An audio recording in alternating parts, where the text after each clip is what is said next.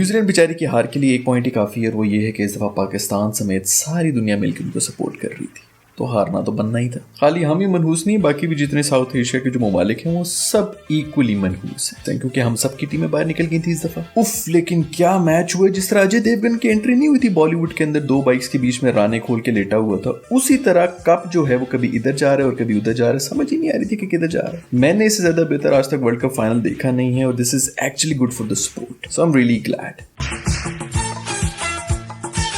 शुक्र है हमारी टीम नहीं खेली थी, नहीं तो मेरा तो पक्का हार्ट फेल हो जाना था इस सिचुएशन में। आई डोंट इवन नो कि इंग्लैंड और न्यूजीलैंड ने किस तरह बर्दाश्त किया ये सब कुछ। मतलब वो काम जिसके लिए हम मशहूर हैं वो गोरों को भी शुरू करवा दिया, यानी कि दुआएं। इतनी टेंशन कि पूरे ग्राउंड में पिशी के दाग फैले हुए थे। और फिर मैच का वो सबसे मशहूर छक्का, ओ माय लॉर्ड, ड्रामा। और क्या खूबसूरत टर्न ऑफ इवेंट्स हुआ है। कोई 3 साल पहले इसी स्टोक्स को T20 के वर्ल्ड कप में 4 लगातार छक्के पड़े थे और इंग्लैंड वो मैच हार गया था, और आज वही Ben Stokes man of the match. बिल्कुल हमारी लाइफ की तरह ही 2 दिन पहले गप्टिल की थ्रो ने उनको फाइनल में पहुंचाया और आज उसी थ्रो की वजह से छक्का लगा। ना सिर्फ स्टोक्स बल्कि इंग्लैंड की टीम में वो जो एक फॉरनर बॉलर है ना, यंग सा जो है, उसने लास्ट ओवर करा के बेहतरीन परफॉर्मेंस देके इंग्लैंड को मैच जिताया। Well done my friend. मतलब 10 मिनट पहले इंग्लैंड को आखिरी ओवर में 15 रन चाहिए थे और 10 मिनट के बाद न्यूजीलैंड को आखिरी ओवर में 16 रन चाहिए थे मैच जीतने के लिए। Amazing display of cricket. खैर आई नो बहुत से लोग न्यूजीलैंड को सपोर्ट कर रहे थे, लेकिन मैं इंग्लैंड को ही सपोर्ट कर रहा था। वो इसीलिए क्योंकि ये क्रिकेट ब्रांड के लिए बहुत जरूरी है और इंग्लैंड जैसी मार्केट के अंदर अगर उनकी यूथ इस स्पोर्ट में इंटरेस्ट लेंगी तो उससे इस स्पोर्ट को ही फायदा है। और जैसा कि मैंने पिछले एपिसोड में ही बात की थी कि क्रिकेट का असल मजा लो स्कोरिंग थ्रिलर्स में ही होता है। बहुत से लोग जब मैच की एक इनिंग्स हुई थी तो बोल रहे थे कि बहुत बोरिंग है, छक्के चौके और बैटिंग को फेवर करने वाली पिचेस बना बनाकर पूरी गेम बर्बाद हो चुकी है। ऐसे थ्रिलर जिसमें सुप्रीम बॉलिंग हो रही होती है या तो टेस्ट मैचेस में नजर आती है या फिर इस किस्म की ओडीआईस में, और मैं निहायत खुश हूं कि ये इस वर्ल्ड कप में दोबारा नजर आया। खैर हम सब यहाँ खुशियां मना रहे हैं और उस ब्राउन टॉप वाली खातून की किसी को फिक्र ही नहीं है जो खुशी में छलांग मारकर लैंड करना ही भूल गई।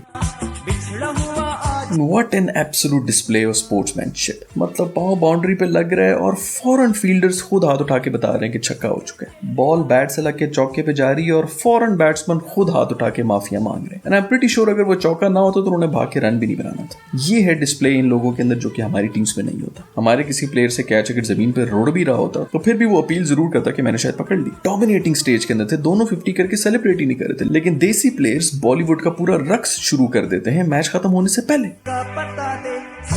खैर क्या फास्ट बॉलिंग डिस्प्ले की है कीवी बॉलर्स ने। इंग्लिश बैट्समैन का उनके अटैक के सामने बिल्कुल ऐसी हालत हुई थी जैसे इन पिंक बाजी को 2 बर्गरों के बीच में कंफ्यूजन हुई। इधर इनिंग्स की पहली बॉल हुई और उधर इंग्लिश बॉलर्स के ऊपर वही हेरा फेरी वाले प्रेशर आ गया वाला सीन हो गया। बहुत से मासूम पाकिस्तानी इस बात को लेकर खुश होते रहे कि हमने न्यूजीलैंड और इंग्लैंड दोनों को हराया हुआ है और वो चूंकि फाइनल खेल रहे हैं तो टेक्निकली हम लोग वर्ल्ड कप जीत चुके हैं। अगर वो बात है तो वेस्ट इंडीज ने भी हमें बुरी तरह से रगड़ के हराया था, तो उसको मद्देनजर रखते हुए जैसे ही आप लोगों को कप मिले तो फौरन उसको DHL कर देना वेस्ट इंडीज के लिए।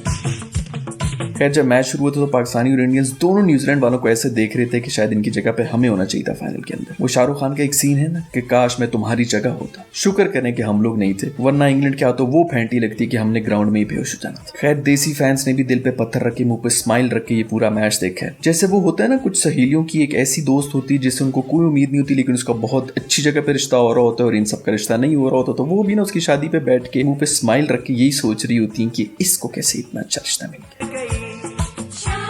मार्टिन गप्टिल पता नहीं यार तू किस लिए आया था। मेरा ख्याल में आपका मकसद सिर्फ 2 थ्रो करना था, एक वो जिससे धोनी ने वापस जाना था और एक वो जिससे आज आप लोगों ने वर्ल्ड कप हार जाना था।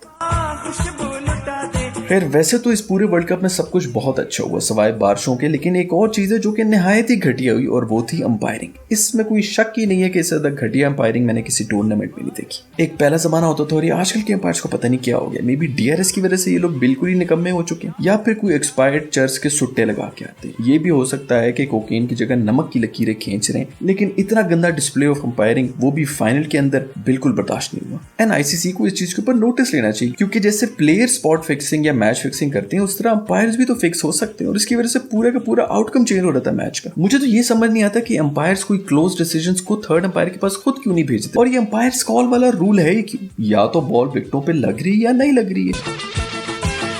जैसे टूथपेस्ट पे खड़े होकर उसके अंदर से आखिरी कतरा भी निकाला जाता है ना, उसकी रूह भी खींच के, उसी तरह इस विलियमसन बेचारे को खींचा है न्यूजीलैंड की टीम ने। ना सिर्फ उसे कप्तानी की आखिरी कतरा निकाला, बल्कि बैटिंग का भी सारा निसार उसी बेचारे पे है। एंड इसीलिए मैं तो सपोर्ट कर रहा था इंग्लैंड को, क्योंकि वो एक कंप्लीट टीम नजर आई।